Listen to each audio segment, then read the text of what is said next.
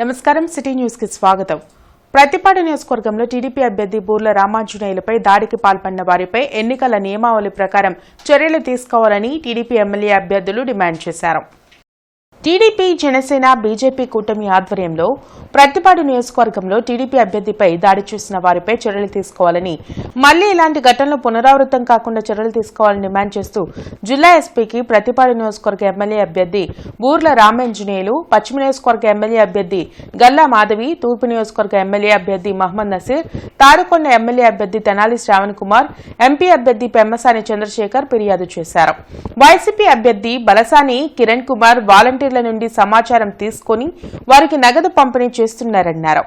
ఈ ఘటనపై ఒకరిద్దరు వాలంటీర్లను సస్పెండ్ చేశారు, కానీ సమావేశాలు పెడుతున్నా నాయకులపై అధికారులు ఎలాంటి చర్యలు తీసుకోవడం లేదన్నారు.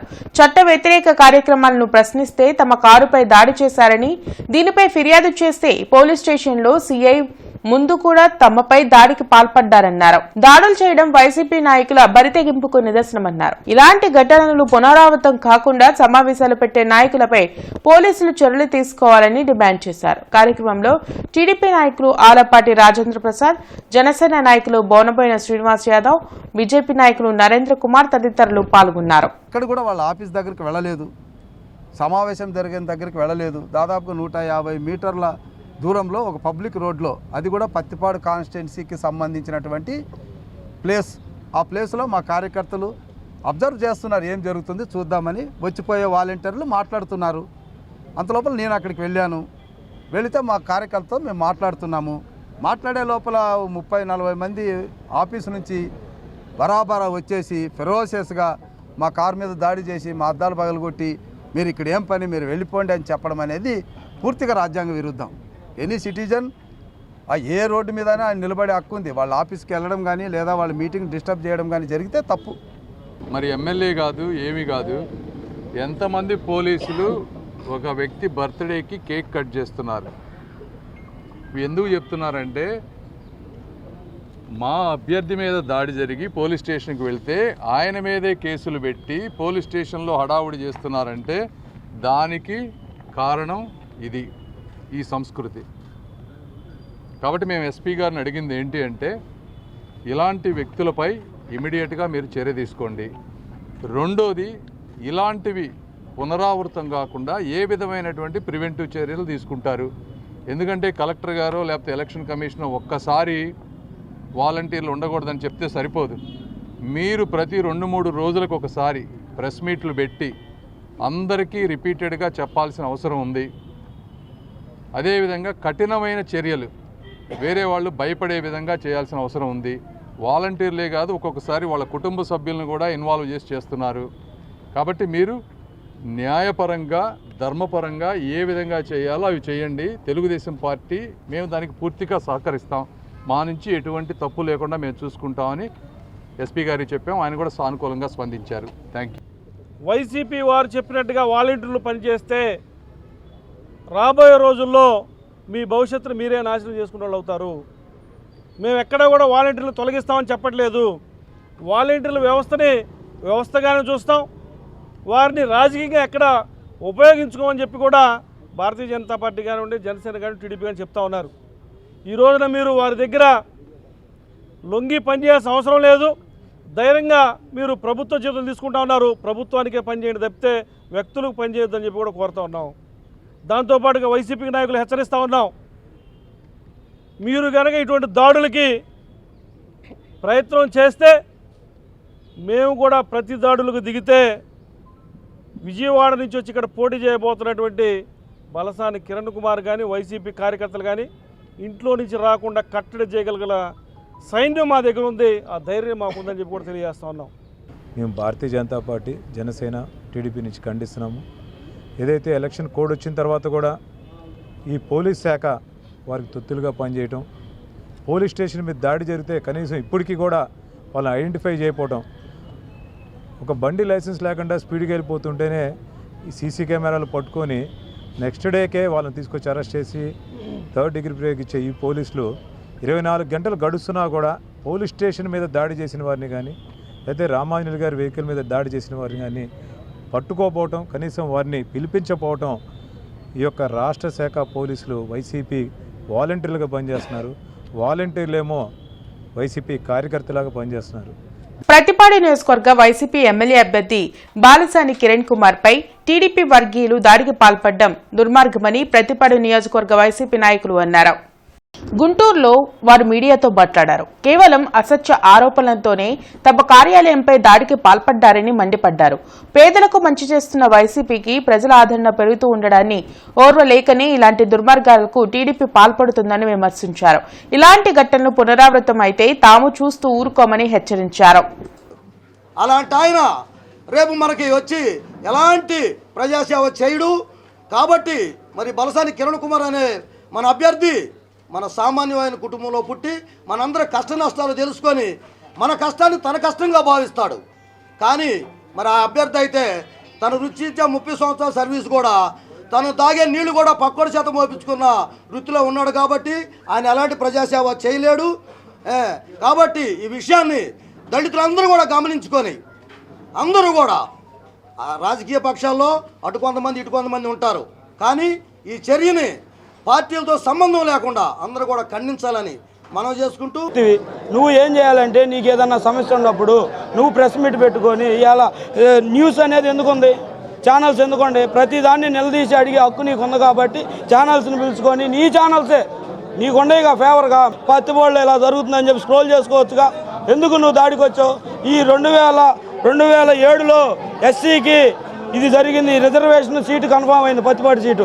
అప్పటి నుంచి ఇప్పటికి ఏ కార్యకర్త అయినా సరే, ఏ నాయకుడైనా, ఆ అభ్యర్థి అయినా ఈ అభ్యర్థి అయినా కానీ పార్టీ మీదకి ఒక అభ్యర్థి మీద ఇంకో అభ్యర్థి వెళ్ళిన దాడి ఘటన ఇంతవరకు జరగలేదు.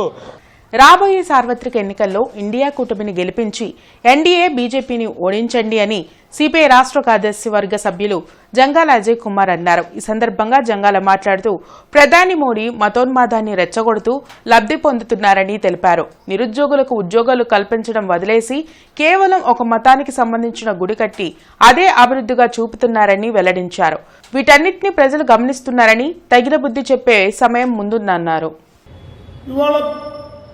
నరేంద్ర మోడీని ఎవరైనా ఈ 10 సంవత్సరాల కాలంలో నువ్వు ఏం సాధించావంటే నేను పోలవరం ప్రాజెక్టు కట్టానని చెప్పడం కానీ, దేశానికి నీటిపారుదల సౌకర్యాలు కల్పించానని చెప్పడం కానీ, ఈ దేశంలో ఇన్ని లక్షల మందికి ఉద్యోగాలు ఇచ్చానని చెప్పడం కానీ ఇవేమీ లేకుండా నేను బాగా సాధించింది రామ మందిర నిర్మాణం అంటున్నాను.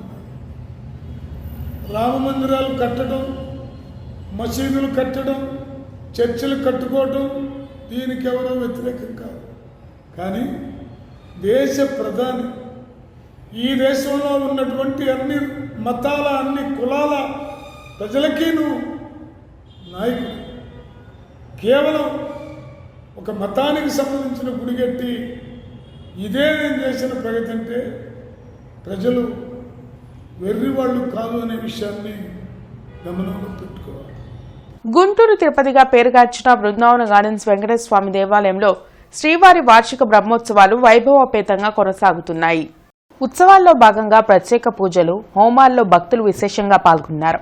ఆరోగ్యంగా ఉండాలంటే సూర్యనారాయణ స్వామిని పూజించాలని అర్చక స్వామి ప్రవచించారు. 4 మాసాల వరకు సూర్యుడి యొక్క ప్రభావాన్ని కూడా తల్లి గర్భంలో ఉంచారని, అంటే అంత గొప్ప స్థితి, భగవంతుడు ఇచ్చినటువంటి గొప్ప స్థితి. 4 మాసాల వరకు కేవలం తల్లి యొక్క పోషణ, తల్లి యొక్క ధర్మంతోనే శిశువు పెరుగుతాడు. 5వ మాసం నుంచి సూర్యుడి యొక్క ప్రత్యక్ష ప్రభావం శిశువు మీద ప్రారంభమవుతుంది.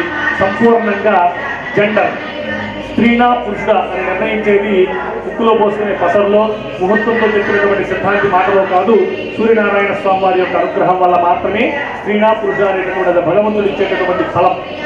నేషనల్ హ్యూమన్ రైట్స్ నూతన సభ్యులుగా నియమితులైన వారిని తూర్పు నియోజకవర్గ ఎమ్మెల్యే అభ్యర్థి నూరి ఫాతిమా అభినందించారు. కొత్తపేటలో జరిగిన కార్యక్రమంలో హ్యూమన్ రైట్స్ నూతన సభ్యులను తూర్పు నియోజకవర్గ వైసీపీ ఎమ్మెల్యే అభ్యర్థి నూరి ఫాతిమా మాజీ కార్పొరేటర్ అప్సర్ శాల్వా కప్పి అభినందించారు.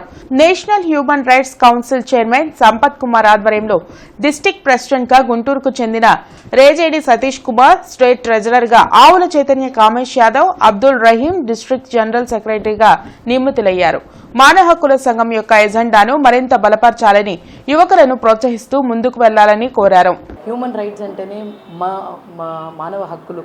మన దేశంలోనే ఉన్న ప్రతి ఒక్క రాజ్యాంగంలో మరి ఏవేవి యాక్ట్స్ ఉన్నాయి, మనకి దాదాపుగా ఉన్న యాక్ట్స్ అన్నీ అమలు అయ్యే విధంగా ప్రతి ఒక్కరికి కూడా మరి ఈ యాక్ట్ ఉంది అని చెప్పి ఒక అవేర్నెస్ తీసుకొని రావడానికి ఇది 2005లో ఇది స్టార్ట్ అవ్వడం జరిగింది.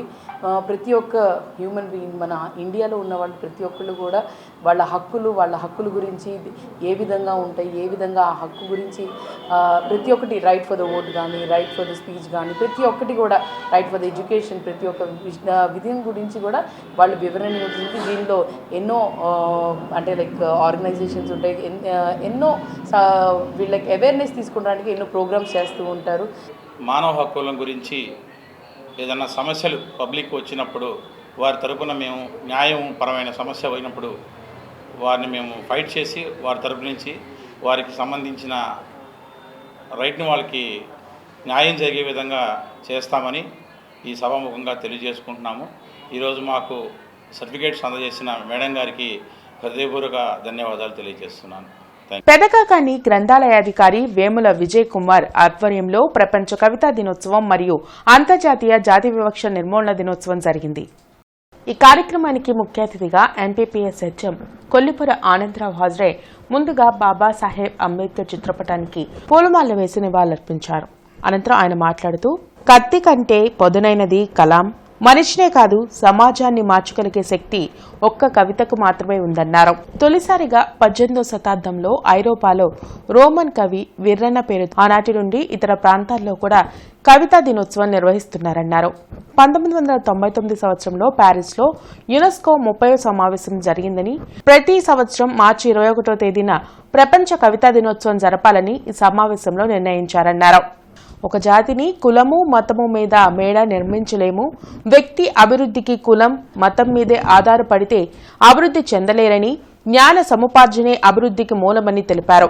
భారతరత్న డాక్టర్ బిఆర్ అంబేద్కర్ చెప్పిన విషయాలను విద్యార్థులకు వివరించారు. కార్యక్రమంలో టీచర్స్ హేమలత, శ్రీలత మరియు విద్యార్థులు పాల్గొన్నారు.